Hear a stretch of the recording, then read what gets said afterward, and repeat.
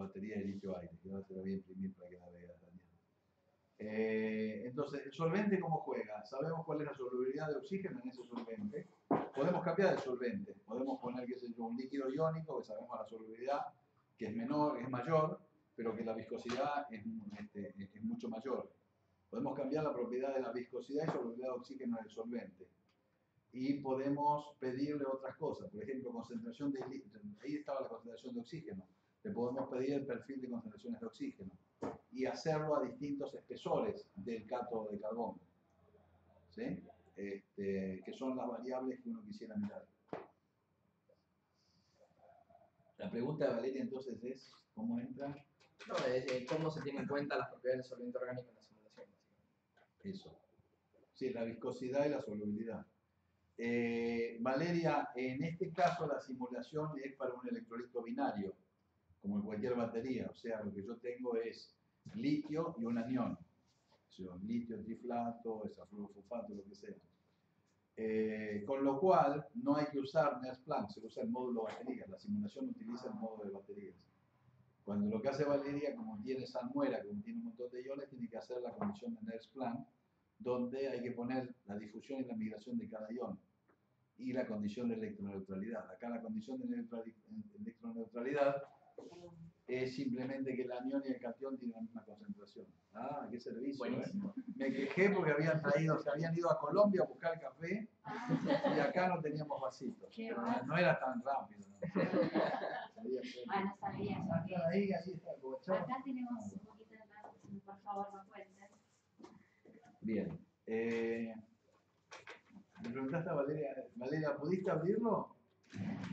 Porque vi que tenés el console abierto, yo no lo pude abrir. Ella dijo que entendió, luego dije perfectamente. Y ahora dice que ahora lo abre. Y ahí podemos ver, nosotros que habíamos simulado muchas veces con programas como Fortran o Pascal, con líneas, nos costó entender cómo funciona esto. Es un programa de ingeniería donde uno tiene menos acceso a lo que está haciendo el programa. De hecho, hay cosas que no sabemos cómo las hace Console.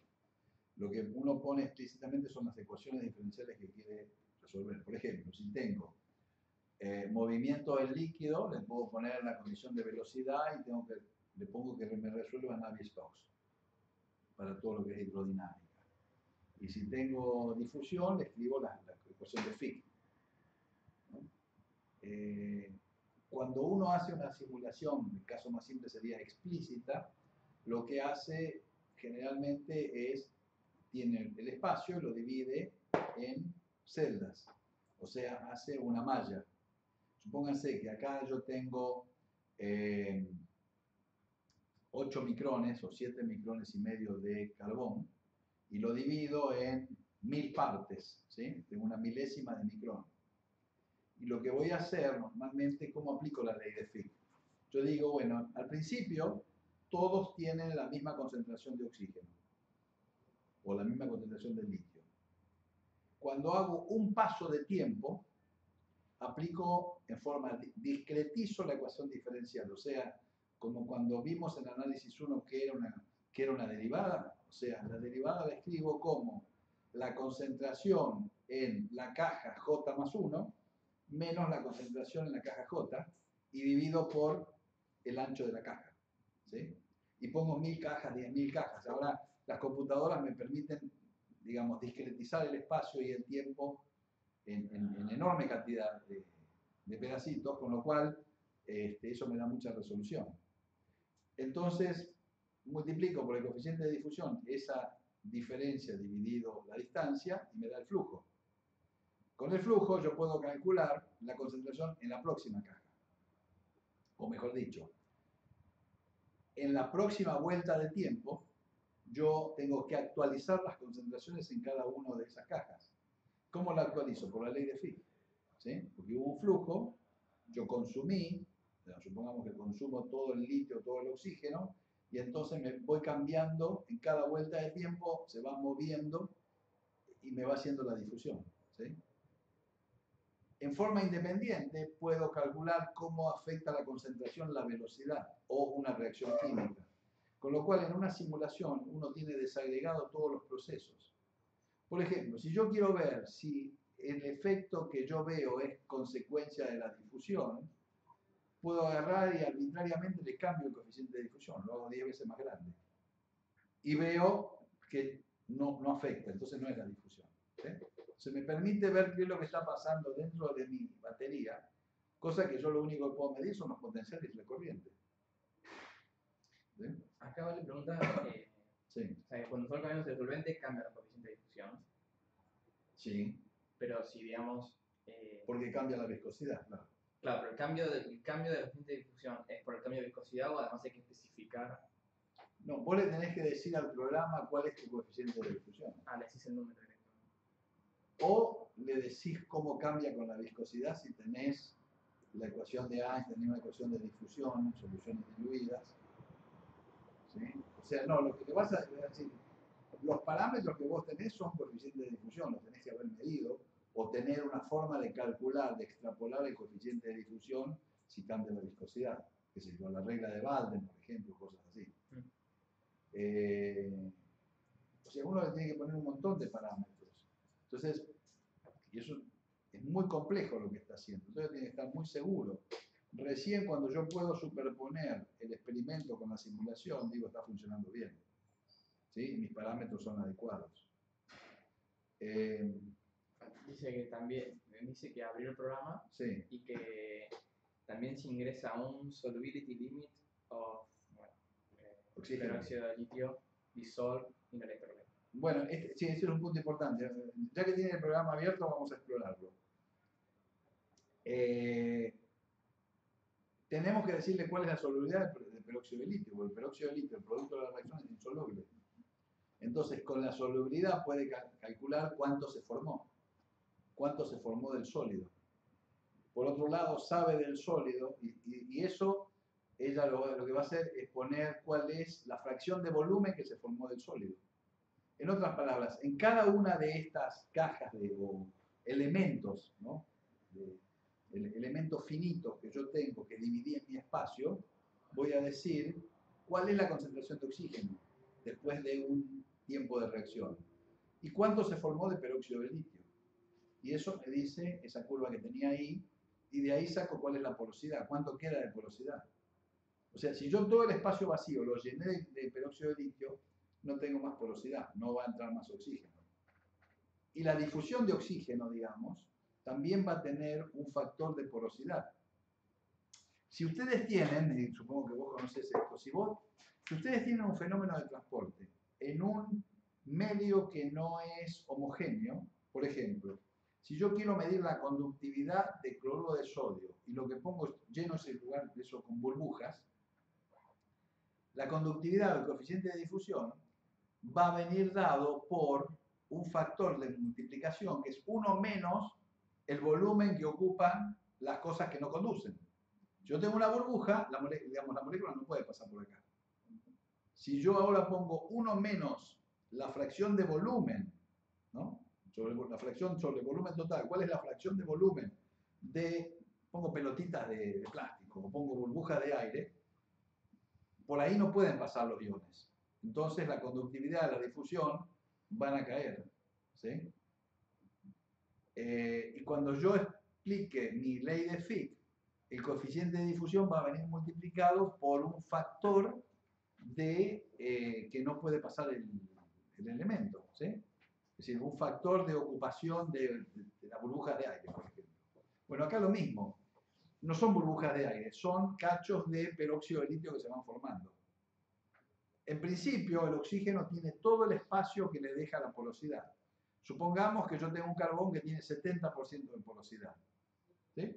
En todo ese espacio puede pasar el oxígeno, puede pasar el litio. Pero en la medida que empiezo a depositar el peróxido de litio, empiezo a ocupar ese espacio. Entonces le tengo que multiplicar a mis ecuaciones de difusión 1 menos la fracción de volumen del peróxido de litio, que me aparecía como porosidad ahí. O sea, es altamente complejo lo que está pasando. Sí. O sea, sería ahí agregar ese factor de fracción de volumen libre, básicamente. Exactamente. Es decir, habría que multiplicar por la fracción de volumen libre, de void volume, que es una primera aproximación. No sé si es tan así, tan simple como eso, ¿sí? Lo mismo que para la difusión, en un sólido se pone un factor de tortuosidad, ¿sí? Porque yo no sé cómo es la estructura del carbón. Entonces, un poro se representa por un cilindro, ¿sí? De un determinado tamaño, que es un poco el tamaño que queda entre las partículas del material sólido. Y después se le pone un factor de tortuosidad, porque la molécula va siendo así, ¿sí? O sea, si yo tengo un poro perfecto, la molécula va así.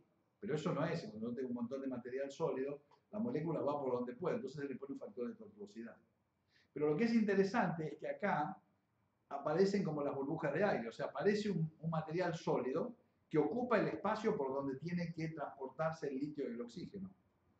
Y en el programa yo puedo ponerle eso, y estoy representando un poco qué es lo que ocurre. ¿Qué dice Valeria? No, por ahora nada. Que por ahí aparece, si uno se fija en la tabla, había unos factores ahí, que son justamente esos factores de porosidad que tenemos, ¿no es cierto? O sea, por eso habla de la porosidad inicial. Pero en la medida que voy formando peróxido de litio, voy limitando el espacio por donde pueden pasar los iones. ¿Y existe algo que se pueda inyectar que lo vaya disolviendo? ¿Lo va pasando? No, pero vos lo querés tener insoluble. Cuando vos descargas la batería, el oxígeno se transforma en peróxido de litio. Cuando la recargas, lo descompones y sale oxígeno. La idea en teoría es formar el peróxido a lo largo de toda la estructura, claro. No tener esos perfiles. O sea, no podés no tener esos perfiles, claro, sí. Pero tenés que diseñar que sea más angosto. O sea, si vos haces una batería muy ancha, vas a tener muchos perfiles, porque el litio le cuesta ir y el oxígeno tiene que difundir. Si vos lo vas haciendo más angosto, es más homogéneo, pero siempre va a tener perfiles. Pero al hacerlo más angosto, perdés capacidad. Digamos, perdés, entre comillas, porque si es muy ancho tampoco ganás mucho, porque no estás aprovechando todo el material, ¿no? O sea, hay un ancho de compromiso, digamos. Hay un compromiso, digamos, ¿no? Entonces, lo bueno de la simulación es que te muestra eso. Preguntarle a Valeria entonces qué valía, digamos, si se puede sacar perfiles de concentración de litio. Yo esto lo saqué no del programa, sino de la explicación del programa. Supongo que sí.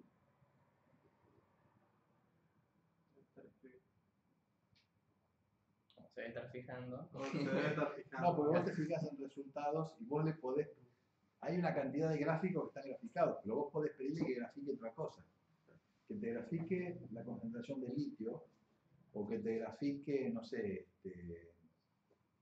Dice que sí se puede. Se puede, pero no estaba hecho eso así. Bueno, entonces vamos a hacerlo como ejercicio para la próxima. Corremos el programa y vemos cómo se puede hacer eso. Vos el programa no lo tenés acá. No. No sé, esta es la computadora de Leo. No está acá. Y obviamente se puede cambiar el espesor. Eso sí, porque eso lo definís. Vos definís parámetros, que es toda esa lista, y definís la geometría. Al definir la geometría vos tenés el punto 1, el punto 2 y el punto 3. El punto 1 es donde está el litio, una lámina sin volumen de litio. El punto 2 es donde empieza el carbón. Entre 1 y 2 tenés separador. Eso lo dejás fijo. Pero entre 2 y 3 tenés el carbón. Y decís que eso sean 8 micrones, o sean 4, o sean 15.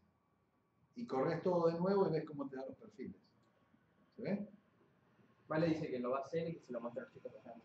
Perfecto. Muy bien, nosotros lo hacemos acá. Lo que pasa es que no pude encontrar el programa, no sé bien dónde lo dejé puesto. Porque eso es una aplicación de Comsol que viene con el módulo de baterías. Cuando uno abre... ya me acuerdo cómo lo dice. Cuando uno abre el módulo baterías, te dice si querés abrir un proyecto nuevo o si querés utilizar uno de los ejemplos. Le pones como ejemplo ion litio, te da ion litio, te dice cómo intercala y demás. Le pones como ejemplo litio aire y te pone este programa, que ya está hecho. ¿Sí? Generalmente mi approach a las cosas de computación es agarrar algo que está hecho y modificarlo. O sea, algo que ya está hecho lo tomo como base y de ahí lo voy modificando. Pero realmente podríamos también ver lo de ion litio, hacer una simulación de ion litio, que también está incluida ahí. una batería muy simple de ion litio y ver qué es lo que ocurre en una batería de ion litio, donde, ¿cuál es la diferencia acá? En la batería de ion litio yo tengo la intercalación de litio dentro de una partícula de óxido de litio y cobalto, por ejemplo, o manganeso. Y tengo coeficientes de difusión del litio dentro de ese material, ¿sí? Y puedo definir cuál es la concentración de litio en la superficie de la partícula, y puedo definir cuál es la Battle-Fulmer para la reacción entre el litio en el electrolito y el litio en la partícula. Y ahí claramente aparece una simulación multiescala, porque las partículas son, ponele, de 500 nanómetros, ¿sí? Pero el reactor es de varios micrones. Entonces, lo que uno puede hacer es correr simultáneamente dos escalas que comparten alguna función, por ejemplo, la concentración de litio.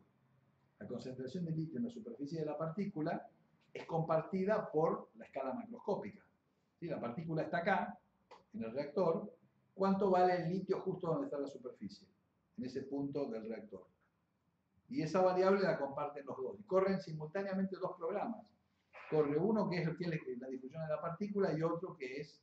Ahora, la difusión de la partícula viene dada por cuál es la concentración en la superficie. La concentración en la superficie es modificada porque afuera hay difusión, migración, reacciones. Entonces eso es multiescala. Y realmente se puede poner desde la cuántica hasta la ingeniería. O sea, uno podría hacer escalas que se corren en paralelo, pero conservan ciertas funciones de concentración o de potencial que son comunes. Bien. Bueno, ella dijo que cierra el programa por si querés. Sí, sí, después lo podemos ver allá.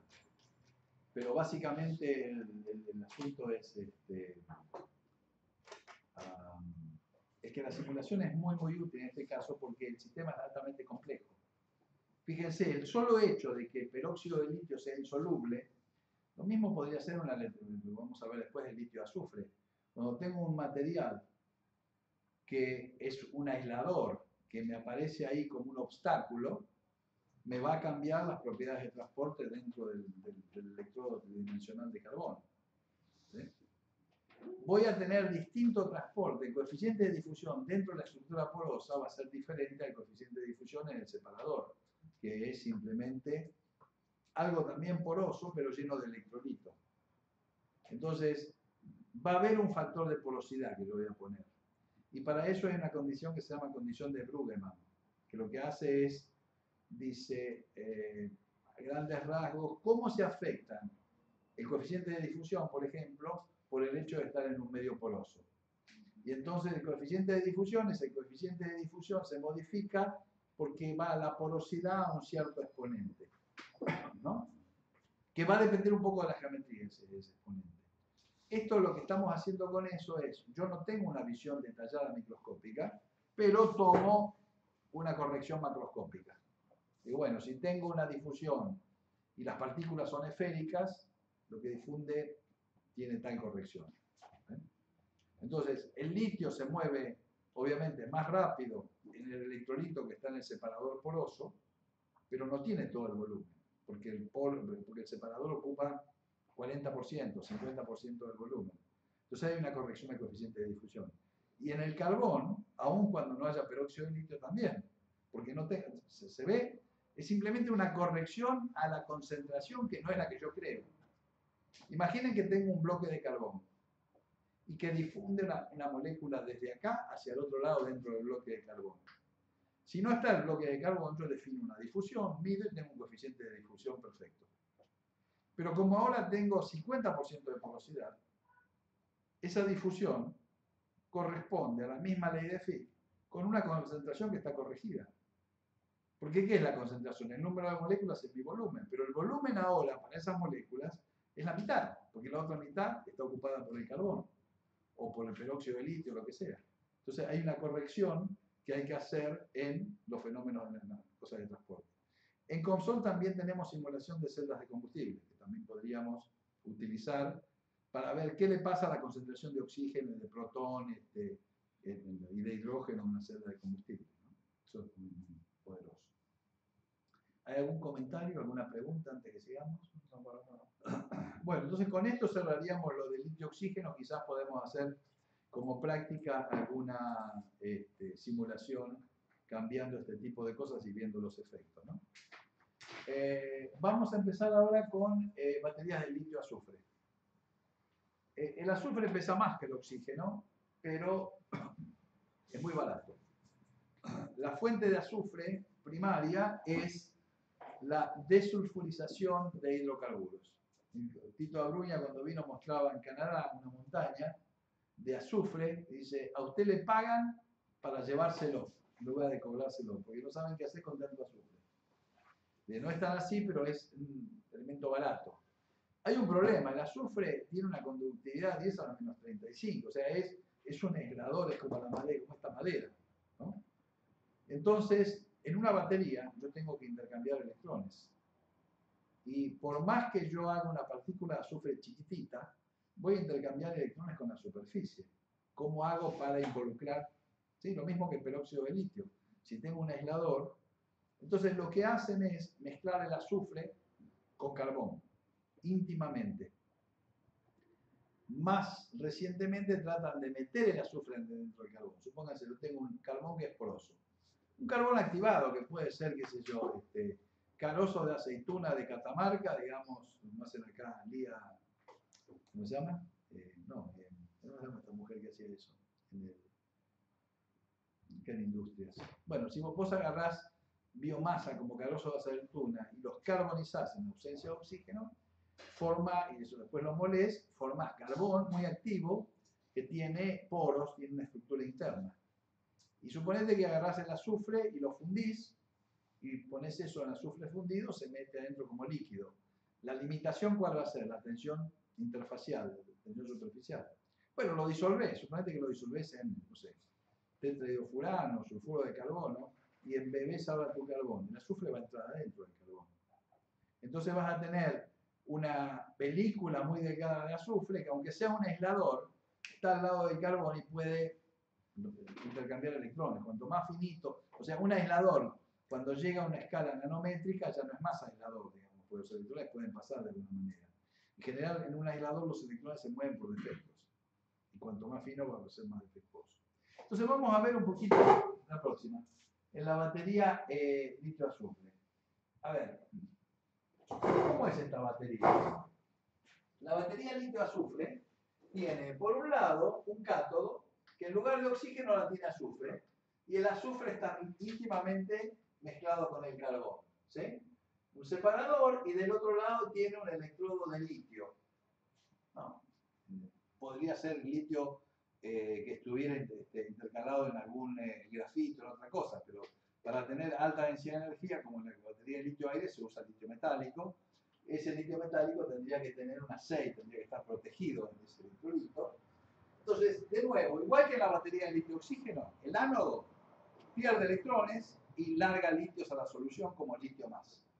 El ion litio va a la solución y se mueve hacia el cátodo, igual que en la batería de oxígeno.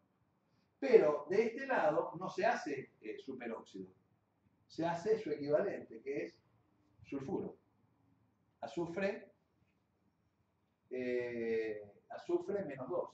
Entonces se forma litio 2 azufre, que sería equivalente al superóxido, ¿no?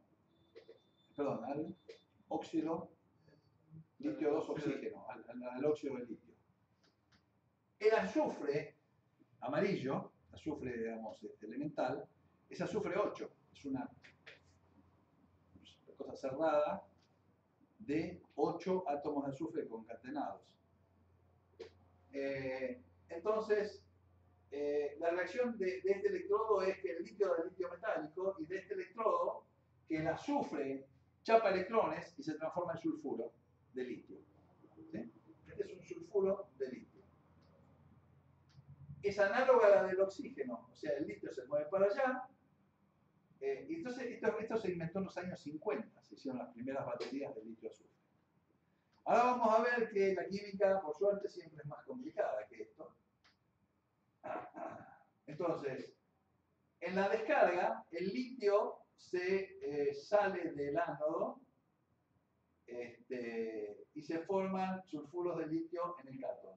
En la carga, el litio vuelve al electrodo de litio y ahora se deposita.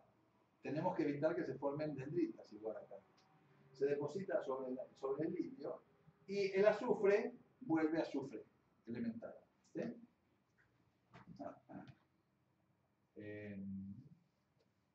La próxima. ¿Cuál es la ventaja? Bueno, acá tenemos donde estamos con la batería de litio-azufre. La batería de litio-azufre es la verde, ¿sí? Esto es la capacidad en miliampere-hora por gramo y esta es la potencia en watt-hora por gramo. Y ustedes tendrían que saber para pasar el examen, de capacidad a potencia. Pueden pasar de capacidad a energía. La capacidad multiplicada por qué me da, la carga multiplicada por qué me da energía. ¿Por qué dijiste? Por el voltaje. Por el voltaje. La carga por el voltaje me da la energía. Y la energía me la va a dar entonces en miliampere-hora por gramo por volt. ¿Sí? Y eso va a ser miliwatt-hora. Si yo ahora le saco la hora, digamos, multiplico por el tiempo, voy a tener miliwatts por gramo, o watts por gramo. Y eso es potencia. ¿Sí? O sea que carga por voltaje me da energía. Energía dividido tiempo me da potencia. Y entonces me da una capacidad de 1675 miliampere-hora por gramo. ¿Sí? ¿Cuánto me daba el oxígeno? También me podía dar 2000 y pico, me podía dar 11.000 si no consideraba el peso del oxígeno. Pero me daba 3000 y pico. ¿Cuánto me daba una batería de ion litio? 160. ¿Sí? El carbón solo, el grafito me daba 360. Y los otros materiales estaban entre 140 y 150. Esto me da 10 veces más. Me da 1675. ¿Sí? Y ion litio me da 180. Y la potencia me da 2500 watt-hora por kilogramo. Y la ion litio me da 440. O sea, tiene sus ventajas. Ahora vamos a ver si funciona o no. Tiene mayor capacidad teórica, mayor densidad de energía y potencia. Bajo costo, $1 cada 100 gramos de azufre y abundancia de materiales. Y puede trabajar a baja temperatura. Bueno, puedo llevar a la Antártida. ¿Sí? La próxima. Veamos las reacciones. En el ánodo, litio pasa al litio más y deja 2 electrones. ¿Por qué 2 electrones? Porque el cátodo me chupa 2 electrones. ¿Sí? O sea, esto es una reacción de un electrón, pero la tengo que poner 2 veces porque necesito 2 litios más. Porque en el cátodo, el azufre, con 2 electrones me da un sulfuro, con 2 litios me da sulfuro de litio. ¿Sí? La reacción global es agarrar 2 litios más un azufre para formar sulfuro de litio. Y obviamente cuando la recargo estas reacciones van al revés. ¿Sí? Ahora bien, el problema es que el litio tiende a concatenar, o sea, a unirse. Dijimos que el litio elemental es litio 8, tiene 8 átomos, un anillo de 8 átomos, ¿sí? El litio amarillo. Si uno toma litio y si uno toma sulfuro, por ejemplo, sulfuro de sodio, en medio alcalino, el sulfuro de sodio son polisulfuros en realidad. Tiene un zoológico de moléculas de polisulfuros que son, fíjense, el azufre 8, si yo lo oxido, ¿sí? Digamos, el oxígeno, el azufre 8 me puede dar el sulfuro digamos acá, 4 a 1, ¿sí? 3 a 1, 2 a 1 y 3 medios a 1, ¿sí? O sea, me puede dar todos estos polisulfuros.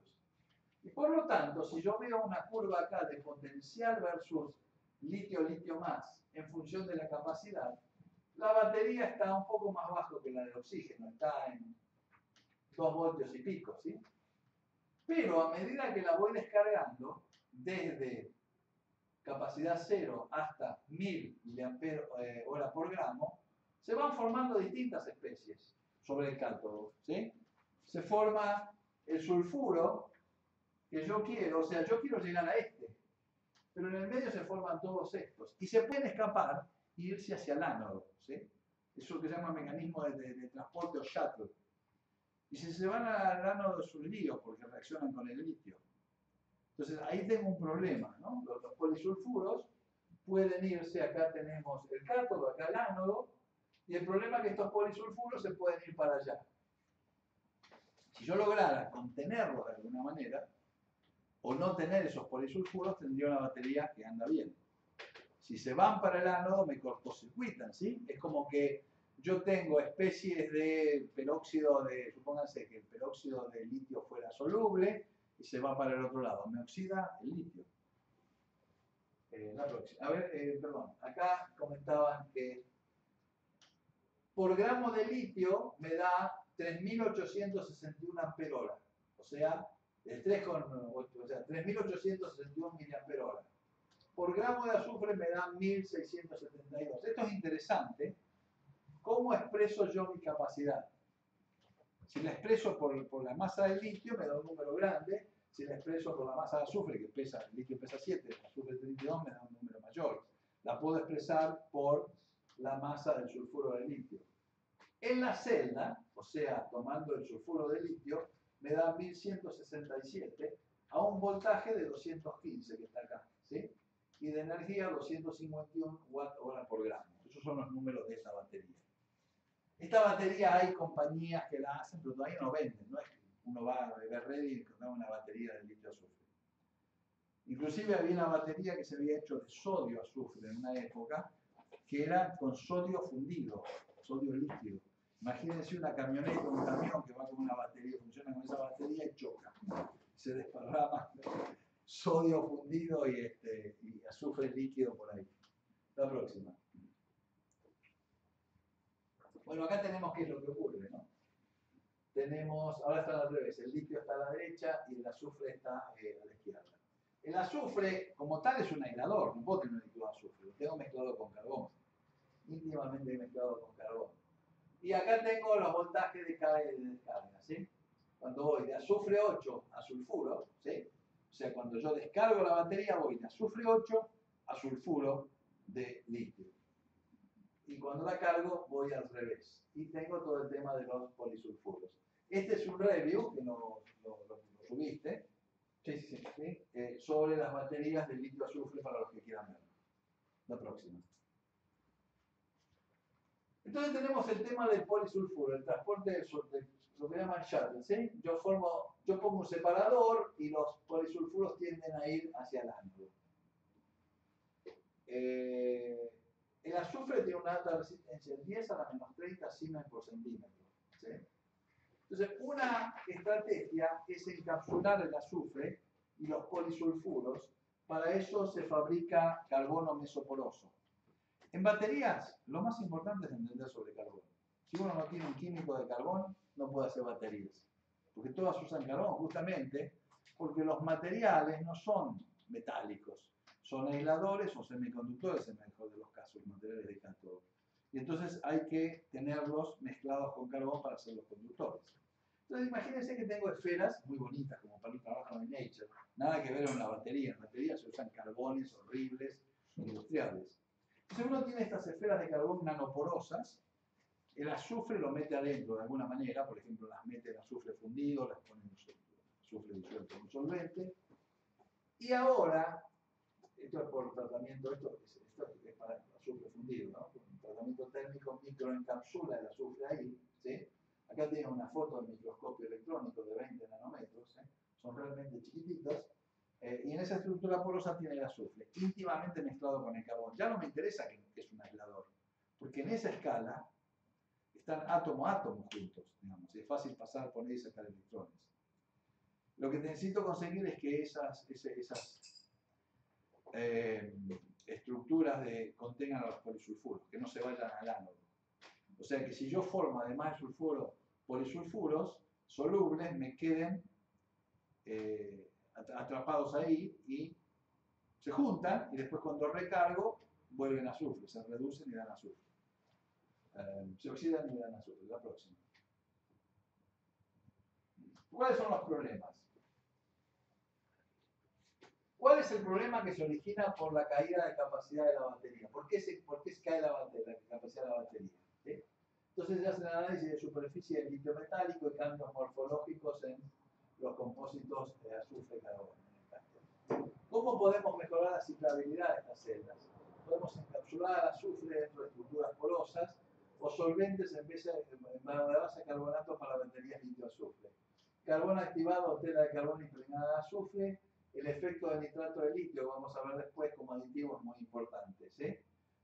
Para este tipo de electrolitos.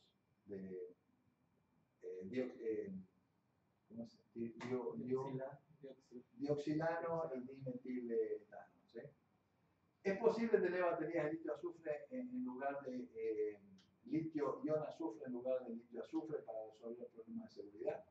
O sea, esto sería como intercalar el azufre en estaño, por ejemplo, del tipo litio-ion o de silicio litiado. O sea, en lugar de tener azufre que da sulfuro, meter el azufre por intercalación en alguna matriz sólida, como lo hacemos con el litio con el grafito. La próxima. Bueno, acá está el efecto del shuttle, ¿no? Acá cuando la cargamos, el electrodo positivo, partimos de azufre 8 y se forman todos estos polisulfuros solubles que pueden moverse hacia acá. Si se mueven hacia acá, este efecto shuttle es simplemente robarle electrones, descargar la batería, cortocircuitar la batería. O sea, toda la carga que yo le puse acá, me la devuelve reaccionando con el litio, ¿no? Y pierdo capacidad. Solo son productos insolubles estos dos. Este sería igual que el peróxido de litio, ¿se dan cuenta? Es litio 2 azufre 2, el otro era litio 2 oxígeno 2. En el caso de las baterías de litio nunca llegamos al litio 2 oxígeno, al óxido, ¿sí? Sino que tenemos litio oxígeno 2, el superóxido y el peróxido. Y todos estos son solubles, bueno, menos este. El hecho de que sean solubles es que pueden moverse hacia el otro electrodo, complican la operación. Y este es el efecto de la capacidad en número de ciclos. La próxima. Efecto de ion nitrato. Bueno, esto es una medida de impedancia faradaica, donde tengo acá la batería y acá tengo, digamos, yo tengo estos son los solventes, esta es la sal de litio y uso nitrato de litio, ¿sí? Y lo que se ve es que luego de 18 horas de almacenado, cambia el potencial de reposo y cambia totalmente la estructura de la impedancia, cambia las propiedades. La próxima. Bueno, ahí tenemos, ¿no? Cuando le agregamos el nitrato, acá, esta es la resistencia no compensada, esta o esta, ¿sí? Baja la resistencia no compensada y se hace, y esto es la velocidad del proceso electroquímico.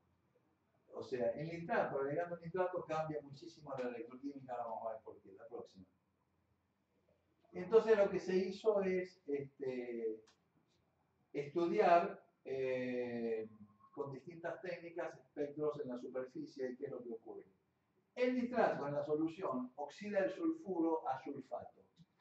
O sea, se agrega un aditivo que oxida el sulfuro a sulfato y lo que se ve acá en la superficie es que aparece sulfato, tiosulfato, todo este tipo de especies.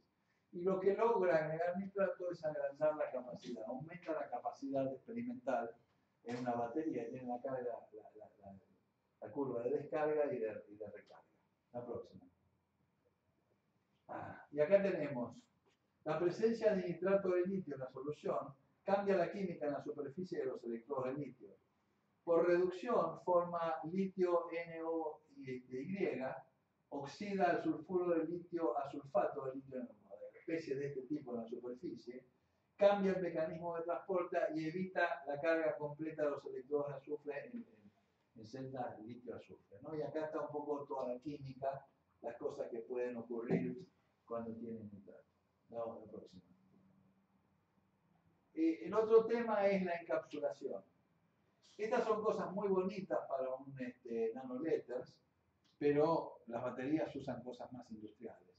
Entonces la gente ha hecho, por ejemplo, estructuras jerárquicas porosas como nanovarillas, las pone en azufre caliente y penetra, digamos, moja el azufre y se llena, y ahora tenemos en distancias nanométricas el conductor de los electrones y el azufre para reaccionar, y por las mismas estructuras pueden salir los sulfuros o estructuras porosas de este tipo.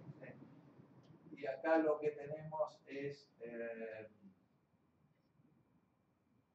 las curvas de capacidad con el número de ciclos. Lo que uno quiere es que se mantenga constante y no caiga. Y estas son las estructuras. Cuando uno hace estas cosas, miradas al microscopio, cómo es realmente esa nanoestructura. Lo que queremos es encapsular el azufre en nanoestructura. La próxima. Acá tenemos más de estas cosas muy bonitas para nanoletters, que es, por ejemplo, si tenemos nanotubos de carbón de multipared, digamos, las cosas hermosas, pero cuando van a la librería a comprar una batería no va a tener nanotubos de carbón. Es cierto que los nanotubos ahora se pueden fabricar por toneladas y los chinos los venden y demás. Fundamentalmente los nanotubos lo que van a dar es un área muy grande. Si logramos que el azufre entre dentro de los nanotubos, bueno, tendríamos un íntimo contacto y demás. Pero en general las baterías usan Vulcan, Super P, carbones que son negros de humo, digamos. Pero podría ser que ocurra esto. O la nanoencapsulación. Si yo puedo hacer cápsulas huecas de carbón, no lo puedo hacer. Eso lo mira el microscopio, muy bonito para un Science, un Nature, un nanoletters. Pero digamos, uno no se imagina esferas huecas monodispersas de carbón en una batería real, ¿no? Pero bueno, esto permite entender, ¿no? Y como dice Dorón, podemos agarrar carbones duros que son baratos y tratar de atrapar dentro de esos carbones justamente el azufre. Sí. Digamos, cuando hacen este tipo de trabajos es porque el limitante en estas baterías, los problemas de estas baterías se solucionarían con un cátodo que tenga una mejor dispersión. Vos necesitas tener una mayor, disgregar más el azufre en el carbón para tener un contacto en la nanoescala, nanométrico entre azufre y carbón, porque el azufre no conduce. Claro. O sea que yo tengo una partícula de azufre, va a reaccionar a la superficie, pero no al resto de la partícula. Estoy poniendo un volumen y una masa que no van a darme carga. Pero eso es esencialmente el problema de capacidad, pero por ejemplo, los problemas que mostraron los polisulfuros no, ahora va a venir qué cosas se hacen para los polisulfuros. Esto soluciona el problema de contacto y capacidad. Y esto es muy interesante, los trabajos son muy interesantes porque uno entiende físicamente lo que le puede hacer. Después vienen tipos como Dorón Auerbach que dicen, agarremos un carbón barato, un carbón duro, que sea muy poroso, trabajemos con cosas que son industriales y tratemos de hacer esto ahí adentro. La próxima. Bueno, acá viene el otro tema. Encapsular el azufre dentro de plantillas porosas. Entonces, fíjense lo que esto es, la ruña es, a ver, ¿quién es esto? Esto es una comunicación de Nature. Lo que hicieron es agarrar azufre y precipitarle óxido de titanio alrededor. Como tiene partículas de azufre, le precipita óxido de titanio. Claro, hay un problema. Si yo lo dejo así, cuando lo oxido y lo reduzco, hay un cambio de volumen y me revientan esas partículas. ¿Sí? Entonces lo que hacen es disuelven parcialmente, el óxido de titanio tiene que ser poroso, disuelven parcialmente el azufre y les queda como una yema de huevo. Y entonces ahora sí, esto puede crecer, cambiar el tamaño sin reventar la partícula que lo contiene. Y esto sí, uno puede hacer química con eso, uno puede tener un reactor de ciertas toneladas donde tiene una suspensión de partículas muy disgregadas de azufre y le crece algo alrededor químicamente. ¿Sí? Eso podría funcionar. Y cuando las miran al microscopio tienen esto, y bueno, y acá lo que tienen son capacidad, número de ciclos, y ven cómo se comporta. ¿Sí? Este es un tipo de estrategia. Esto es esta se la robé a Dorón, porque lo que muestra es, en el tiempo los sistemas evolucionan. Entonces va mostrando, antes de ciclar, las características morfológicas, se han analizado en pie. Y después del primer ciclo va cambiando la morfología, del segundo ciclo va cambiando, el sexto ciclo va cambiando y va cambiando totalmente la morfología. Y si uno mira la relación de la superficie conductora a la superficie total, estaba acá arriba y ahora cae así. O sea, se empiezan a formar capas no conductoras con estructuras granulares como sulfuro de litio y disulfuro de litio, se acumulan en la superficie electroquímica y entonces va cambiando la morfología y va cambiando las propiedades. Y lo que yo tenía que funcionar al principio deja de funcionar.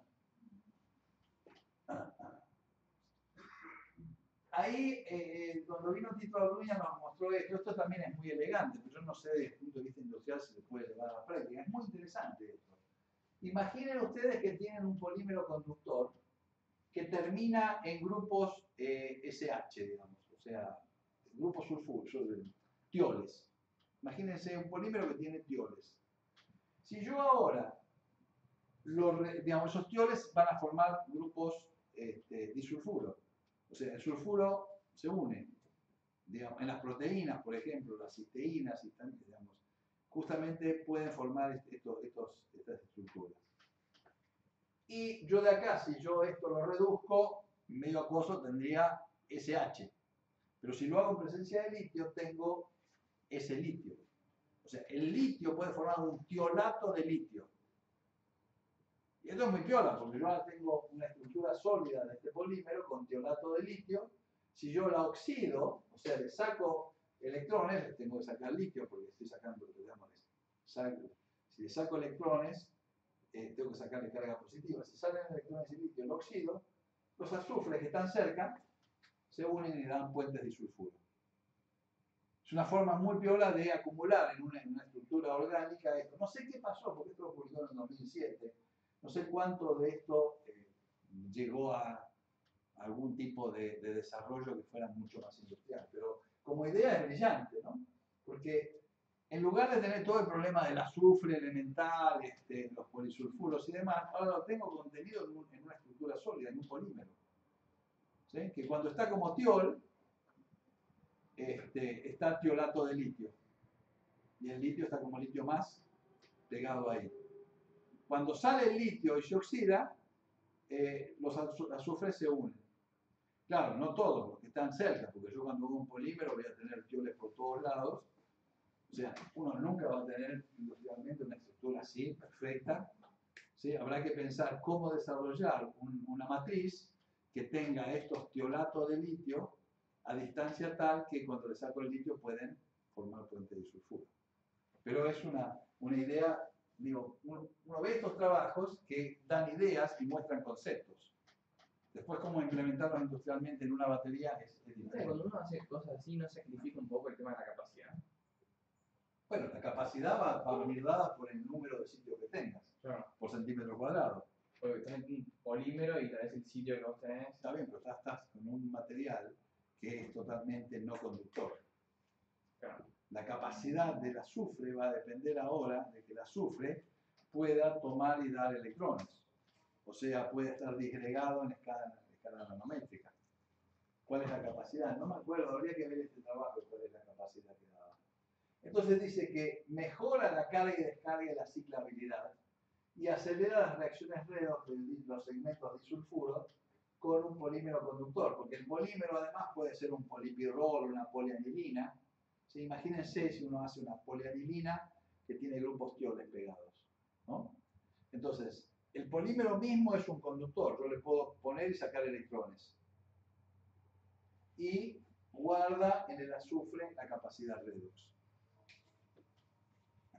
La próxima. Y entonces lo que estudiaron son sistemas de redox aromáticos que sean rápidos. Lo que dice, la ventaja de esto es que son sistemas muy rápidos. Son sistemas de 2 electrones, con lo cual aumenta la capacidad, porque si tengo 2 electrones ahora, o sea, tengo 2 sulfuros que largan 2 litios y 2 electrones cuando se cargan y toman 2 litios.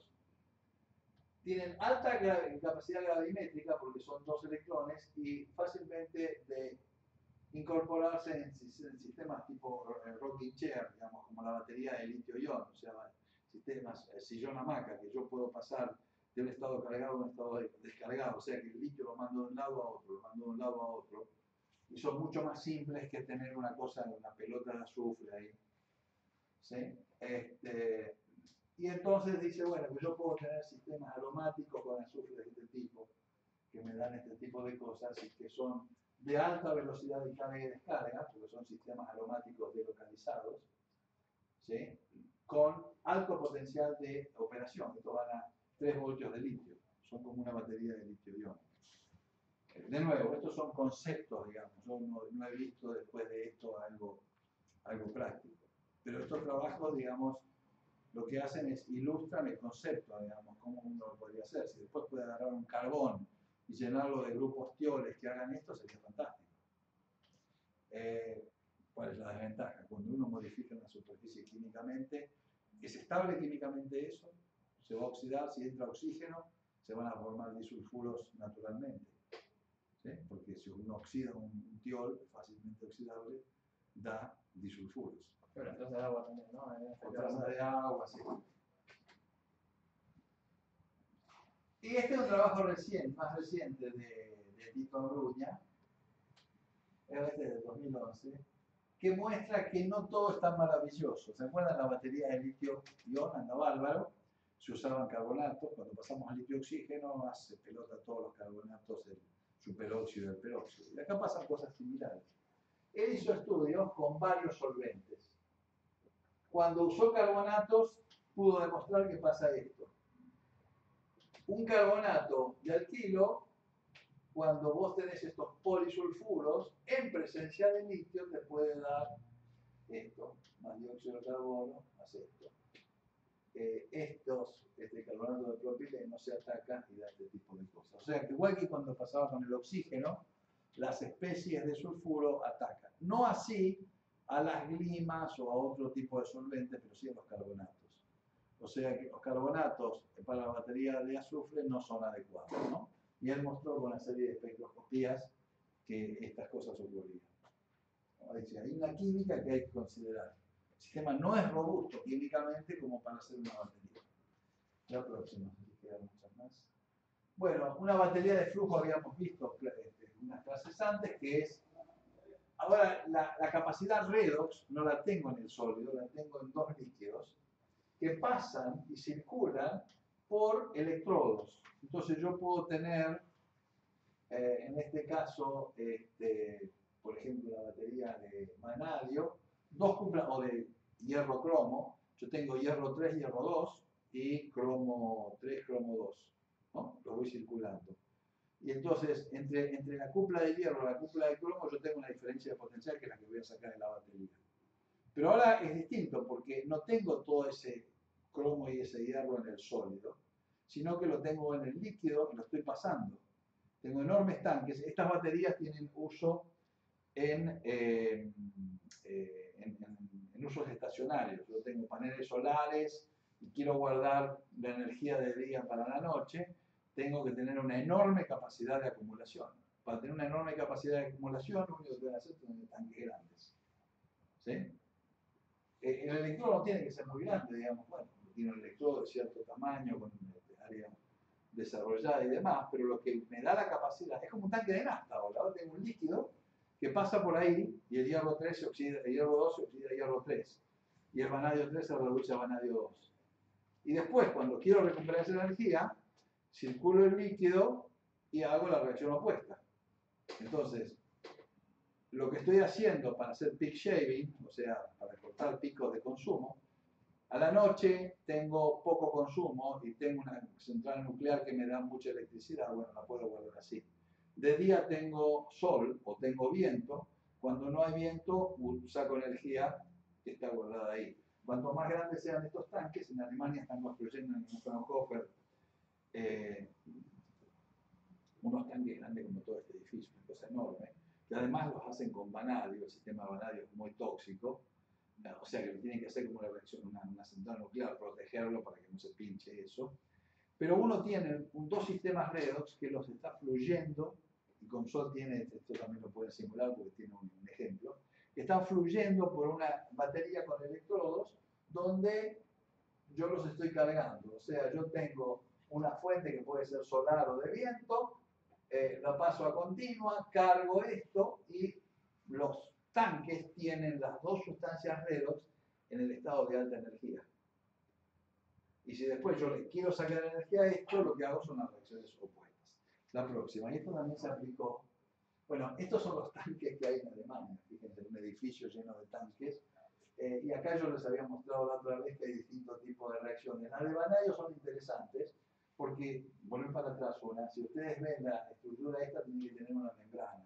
Si esa membrana se pincha o hay crossover, quiere decir que digamos, el cromo se mezcla con el hierro, un vanadio se mezcla con el otro, estoy cortocircuitando, pierdo carga. ¿Sí? O sea, es como si yo agarro las dos cosas y las pongo en un vaso y las dejo reaccionar. La batería me lo hace reversiblemente. Entonces, para empezar la próxima. Cuando pasan esas cosas, el vanadio es interesante porque es el mismo elemento que tenemos los dos. ¿No? Y acá tienen, fíjense, 20 megawatt hora de una batería de flujo de vanadio para aplicaciones estacionarias, para una turbina de viento de 2 megawatts. O sea, 2 megawatts es la potencia. ¿Sí? En 10 horas yo puedo cargar 20 megawatt hora. ¿Sí? En 2 horas con esta potencia yo puedo, 20 megawatt hora es la cantidad de energía que yo guardé y la potencia es 2 megawatts. A mayor potencia voy a guardar más energía en el mismo tiempo. Tiene 75% de eficiencia y puede aguantar 10.000 ciclos sin mantenimiento. Y cuesta 5 centavos de dólar el kilowatt hora. Para una batería eso es casi el costo de la electricidad domiciliaria. Recuerden que la batería del celular cuesta $7 por kilowatt hora, mientras que la que cuando enchufo en la pared cuesta 5 o 10 centavos de dólar. ¿Sí? Pero bueno, la que tengo portátil, me puedo ir a la luna, puedo llevar, tengo una linterna, ¿sí? y llevo luz, o tengo que ser un telégrafo y puedo llevar comunicaciones, estoy pagando ese precio. Pero si lo quiero para una aplicación estacionaria, es decir, tengo en la puna todos estos paneles solares y ahora quiero guardar 20 megawatt hora de energía, necesito algo que sea muy barato. Y esto logra. En China tiene creo que 1000 megawatts, una cosa. Y Elon Musk está tratando de hacer una con baterías de ion litio en Australia también, una cosa enorme. Esta empresa en Seattle tiene 2 megawatt hora con capacidad de almacenar. ¿Se dan cuenta lo que quiere decir esto? 2 megawatt hora es lo que me da la química. 2 megawatts es lo que me da la química. 8 megawatt hora es el tamaño del tacho. ¿Sí? O sea que en 8 horas yo transformé todo el volumen que tenía. ¿Se ve eso? En China están planeando 200 megawatts. 200 megawatts para guardar 800 megawatt hora. En 4 horas lleno toda la carga de la batería. ¿Sí? Y Tesla en California tiene 80 megawatt hora, menos que esto, y en Australia está planeando 129 megawatt hora, pero con baterías de litio, no con este tipo de baterías. O sea, estamos hablando de baterías de flujo, y ahora vamos a conectarlo con las baterías de azufre, que también se pueden hacer de flujo. Este es un tipo, un chinito que vive en California. Acá pueden ver en Energy Environment Science, en 2013. Él lo que hizo es una batería de flujo que utiliza nuevo Lithium Polysulfide Flow Battery. ¿Sí? Entonces, y acá lo tiene. Tiene un baloncito con los componentes y 2 electrodos y prende una lamparita. ¿Sí? O sea, este es el principio. Lo puede poner acá, donde tiene el sistema. Acá no tengo la química, porque eso está en Stanford. O sea, fluye un líquido en el ánodo, fluye un líquido en el cátodo, hay un separador. Y acá tiene polisulfuros. Tiene polisulfuros que pasan por a ver si tengo otra más. No. Esta es la última. Bueno, entonces hay formas de hacer baterías de flujo utilizando esta tecnología. La ventaja acá es que es todo soluble. No tengo que tener azufre elemental, ¿sí? Tengo polisulfuros que los paso de una forma u otra. En general las baterías de flujo son de una química más simple, porque no son de estado sólido, son de estado líquido, son soluciones que pasan. De nuevo, la química no es perfecta, no hay una reacción que yo escribo en el PowerPoint y en la batería va a ser siempre así, siempre hay reacciones secundarias. Y uno tiene que tratar de construir baterías que den mucha densidad de energía con elementos que sean fáciles de acceder